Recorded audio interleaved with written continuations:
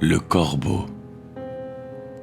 Une nouvelle d'Edgar Allan Poe. Une fois, sur le minuit lugubre, pendant que je méditais, faible et fatigué, sur un précieux et curieux volume d'une doctrine oubliée, pendant que je donnais de la tête presque assoupie, soudain il se fit un tapotement, comme de quelqu'un frappant doucement, frappant à la porte de ma chambre.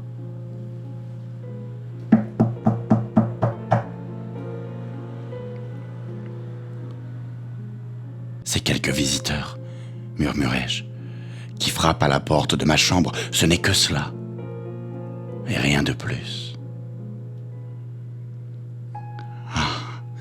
Distinctement, je me souviens que c'était dans le glacial décembre, et chaque tison brodait à son tour le plancher du reflet de son agonie.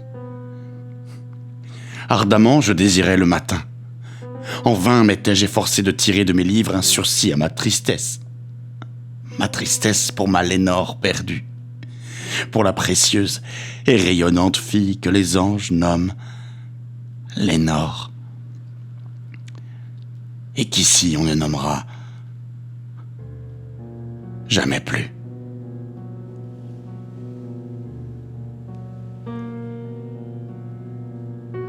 Et le soyeux, triste et vague bruissement des rideaux pourprés me pénétrait, me remplissait de terreurs fantastiques, inconnues pour moi jusqu'à ce jour. Si bien qu'enfin, pour apaiser le battement de mon cœur, je me dressai, répétant: c'est quelques visiteurs qui sollicitent l'entrée à la porte de ma chambre. Quelques visiteurs attardés sollicitant l'entrée à la porte de ma chambre. C'est cela même, et rien de plus. Mon âme, en ce moment, se sentit plus forte. N'hésitant donc pas plus longtemps, « Monsieur, dis-je, ou madame, en vérité, j'implore votre pardon, mais le fait est que je sommeillais, et vous êtes venu frapper si doucement, si faiblement, vous êtes venu taper à la porte de ma chambre, qu'à peine étais-je certain de vous avoir entendu. Et alors j'ouvris la porte, toute grande.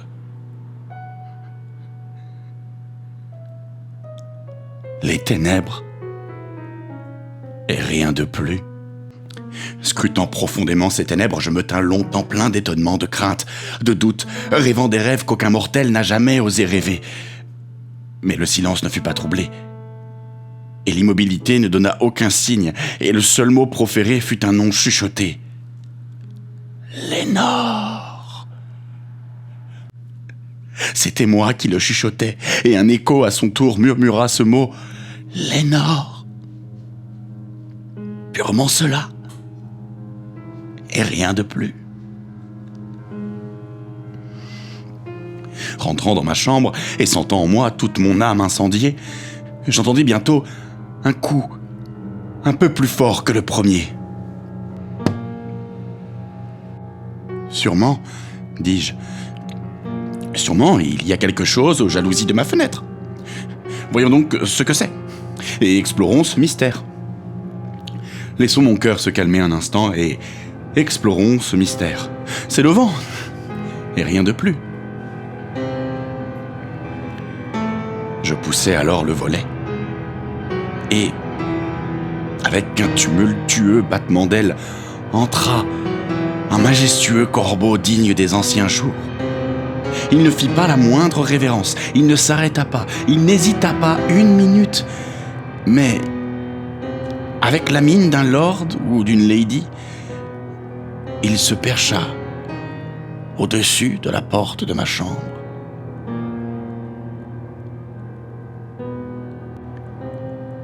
Il se percha sur un buste de Pallas, juste au-dessus de la porte de ma chambre. Il se percha, s'installa, et rien de plus.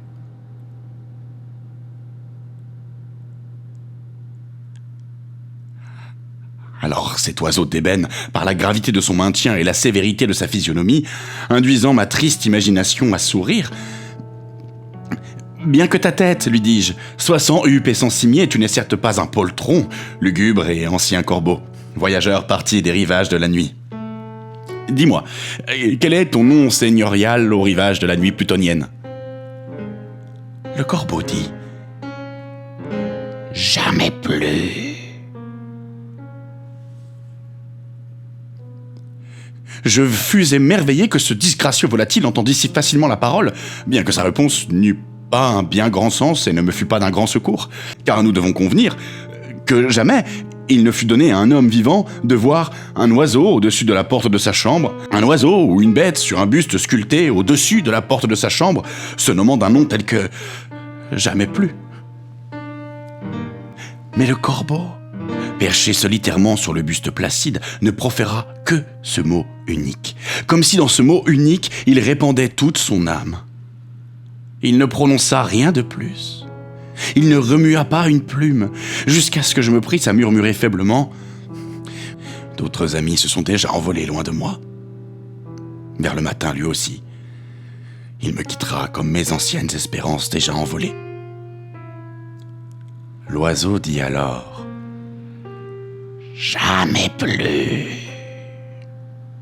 Tressaillant au bruit de cette réponse jetée avec tant d'à-propos, « Sans doute, dis-je, ce qu'il prononce est tout son bagage de savoir qu'il a pris chez quelques maîtres infortunés que le malheur impitoyable a poursuivi ardemment, sans répit, jusqu'à ce que ses chansons n'eussent plus qu'un seul refrain, jusqu'à ce que le de profundis de son espérance eût pris ce mélancolique refrain « Jamais, jamais plus !» Mais le corbeau induisant encore toute ma triste âme à sourire, je roulai tout de suite un siège à coussins en face de l'oiseau et du buste et de la porte. Alors, m'enfonçant dans le velours, je m'appliquai à enchaîner les idées aux idées, cherchant ce que cet augural oiseau des anciens jours, ce que ce triste, disgracieux, sinistre, maigre et augural oiseau des anciens jours voulut faire entendre en croissant son jamais plus. Je me tenais ainsi, rêvant, conjecturant, mais n'adressant plus une syllabe à l'oiseau dont les yeux ardents me brûlaient maintenant jusqu'au fond du cœur. Je cherchais à deviner cela, et plus encore. Ma tête reposant à l'aise sur le velours du coussin que caressait la lumière de la lampe, ce velours violet caressé par la lumière de la lampe que sa tête, à elle, ne pressera plus. Ah, jamais plus. Prophète, dis-je, être de malheur, oiseau ou démon, mais toujours prophète, que tu sois envoyé du tentateur ou que la tempête t'ait simplement échoué, naufragé, mais encore intrépide sur cette terre déserte, ensorcelée, dans ce logis par l'horreur hantée. Dis-moi sincèrement, je t'en supplie, existe-t-il ici un baume de Judée ? Dis, je t'en supplie. Le corbeau dit « Jamais plus !»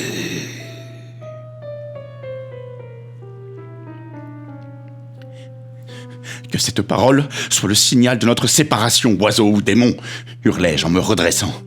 Rentre dans la tempête, retourne au rivage de la nuit plutonienne, ne laisse pas ici une seule plume noire comme souvenir du mensonge que ton âme a proféré. Laisse ma solitude inviolée, quitte ce buste au-dessus de ma porte, arrache ton bec de mon cœur et précipite ton spectre loin de ma porte. Le corbeau dit « Jamais plus !» Et le corbeau, immuable, est toujours installé sur le buste pâle de Pallas, juste au-dessus de la porte de ma chambre. Et ses yeux ont toute la semblance des yeux d'un démon qui rêve. Et la lumière de la lampe, en ruisselant sur lui, projette son ombre sur le plancher. Et mon âme, hors du cercle de cette ombre qui gît flottante sur le plancher, ne pourra plus s'élever. Jamais plus.